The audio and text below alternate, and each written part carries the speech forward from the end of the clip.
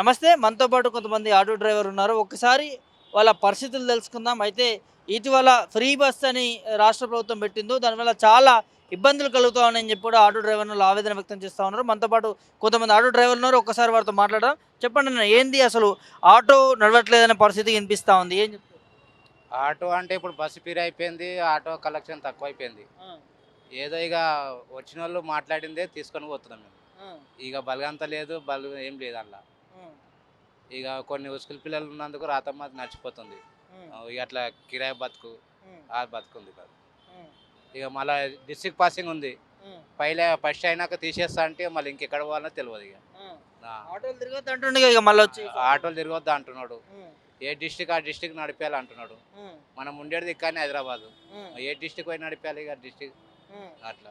ఈ ఆటోలను తీసేసి అవుటర్ పక్కన వేస్తారట కానీ ఇప్పుడు ఎలక్ట్రిక్ వెహికల్లోనే నడపనిస్తారట.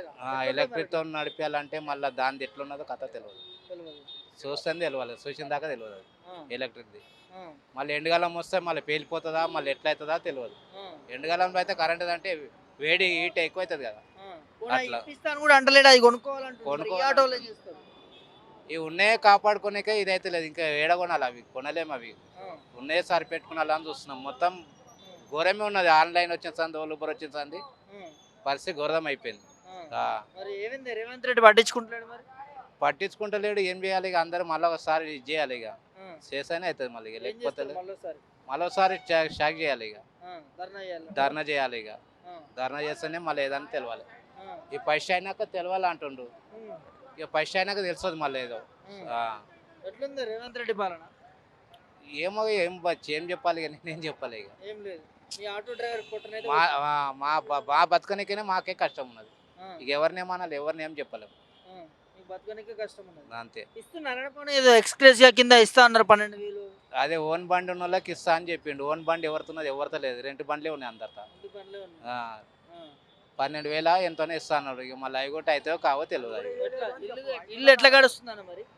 ఇల్లుగా ఇట్లనే బతిలాడి ఎక్కించుకొని మాట్లాడుకొని నడిపిస్తున్నాం బండ్లు. ఆ. ఓల్ ఊబర్ అయితే సెట్టింగ్లో మాకు నడవదు అది. ఆ. ఎంత కలెక్షన్ వస్తుంది? ఆదాయం ఎంత వస్తుంది రోజుకి? అప్పుడు ఎంత వచ్చేది? అప్పుడు 2,000 దాకా వచ్చేది. ఇప్పుడు మినిమం ఒక 600, 700 అంతే ఇక 800. అంతకన్నా ఎక్కువ లేదు. 2,000 నుంచి 500, 600 పడిపోయింది. అంతా పడిపోయింది. ఇక అది మరి ఏం చెప్తావు ముఖ్యమంత్రి? ఏం చెప్పాలి సార్, ఇక అదే ధర్నా చేయాలి ఇక మళ్ళీ ఒకసారి. ఫస్ట్ అయినాక అంటారు కదా, ఫస్ట్ అయినాక చూడాలి ఇక అదే ధర్నా చేస్తారు. చేయాలి ఇక. ఎట్లుందన్న ఆటో డ్రైవర్ పరిస్థితి? అన్న ఈ ఆటో పరిస్థితి అయితే చాలా ఘోరం ఉంది. ఇంకోటి ఉమ్. ఇంకోటి బస్సులు ఫ్రీ పెట్టిండు. ఉమ్. ఆటోలు నడవనంత పరిస్థితి ఉంది. జనవరి నుండి ఆటోలు బంద్ చేసి పట్టుకుంటామంటున్నారు. ఉమ్. ఈ రేవంత్ రెడ్డి వచ్చినప్పటి నుండి చాలా టూ మచ్ అయిపోయింది. అది ఏది ఆటో సొంత ఆటో ఉన్న వాళ్ళకి 15,000 ఇస్తామంటున్నారు. ఇచ్చిరా పోనీ? అన్నాడు కానీ ఇది వరకు అమలు చేయలేదు. ఉమ్. అది ఏది మన దాని సంవత్సరానికి 15,000 ఇస్తామని చెప్పిండు రేవంత్ రెడ్డి. ఉమ్. ఆ సొంత ఆటోలు ఉన్న వాళ్ళు. సొంత ఆటోలు ఉన్న వాళ్ళకు 15, 20 ఆటోలు, 30 ఆటోలు, 50 ఆటోలు ఉన్నాయి. లేని వాళ్ళకి ఏం లేవు. మళ్ళీ వాళ్ళు ఎట్లా బతకాలే, కష్టమవుతుంది కదా. చెప్పిండు కానీ అది అమలు చేయలేదు. ఎవరికి ఇది ఇవ్వలేదు. ఈ రేవంత్ రెడ్డి వచ్చి బస్సులు ఫ్రీ పెట్టి ఇది నాశనం చేసిండు. మళ్ళీ ఆటోల పరిస్థితి ఎట్లా? ఆటోలు బతకాలంటే కష్టమవుతుంది.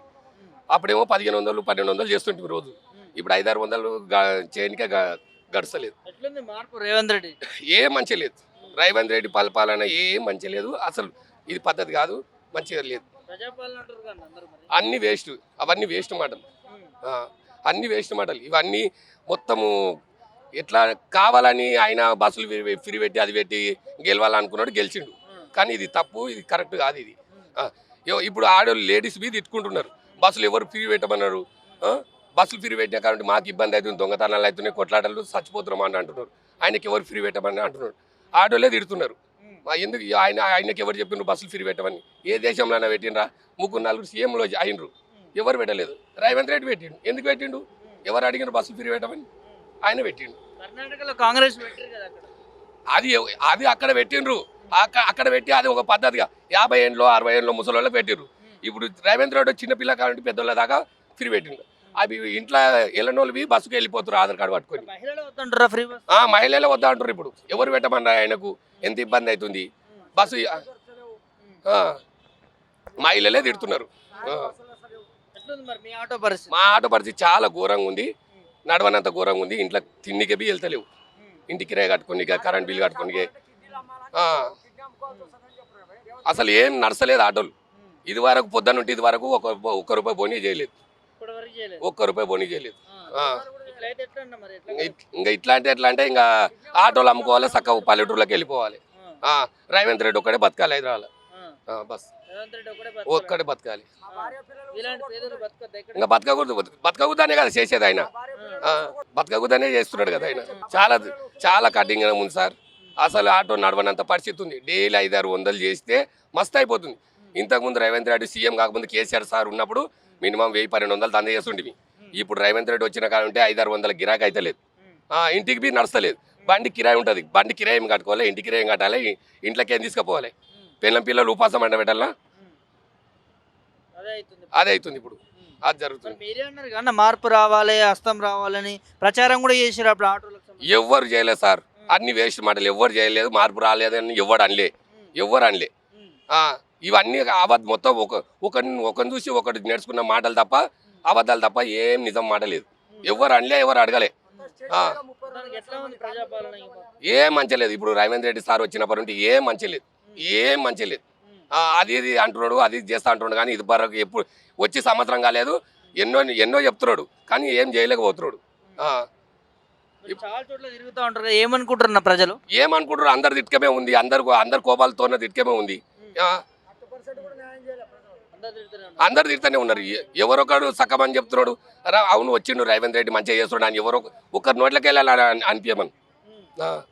అందరు తిట్టుకమే ఉంది, ఆడోళ్ళ కానుంటి ముసలోళ్ళ దాకా. ఆయనకు తెలుస్తుందో తెలుస్తలేదో తెలియదు, కానీ ఆయన మాత్రం నేను చేస్తున్నా, నేను అనుకుంటే సాధిస్తున్నా అనుకుంటుండే. కానీ అది తప్పు, అది కరెక్ట్ కాదు.